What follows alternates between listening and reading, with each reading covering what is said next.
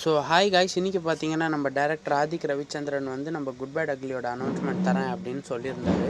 So 7/3க்கு announcement வரும் அப்படின்னு எல்லாரும் வெயிட் பண்ணிகிட்டு இருக்கும்போது கொஞ்சம் டிலே ஆயிடுச்சு அப்படின்னு சொல்லி ஒரு ட்வீட் ஒன்று போட்டிருந்தாரு. அண்ட் அதுக்கப்புறம் 8/2க்கு கண்டிப்பாக வந்துடும் அப்படின்னு சொல்லியிருந்தாரு. அதே மாதிரி 8/2 கரெக்டாக வந்து ரிலீஸ் ஆகிடுச்சு அனௌன்ஸ்மெண்ட் வீடியோ.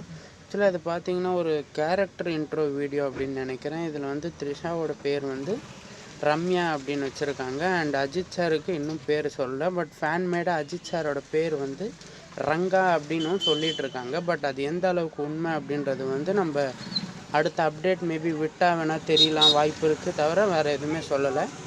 ஆக்சுவலாக இந்த கேரக்டர் இன்ட்ரோ வீடியோவில் த்ரிஷா மட்டும்தான் காமிச்சாங்க. ஸோ த்ரிஷாவை பார்த்து கேமரா நவுந்து வர மாதிரி இருக்குது. ஸோ அதை பார்க்கும்போது மேலேருந்து அஜித் சார் தான் வரா மாதிரியும் இருக்குது. அண்ட் இந்த படம் கன்ஃபார்ம் பண்ணிட்டாங்க, April 10th தான் ரிலீஸ் ஆக போகுதுன்னு சொல்லலாம். அவளோட வெயிட் பண்ணுங்கள்.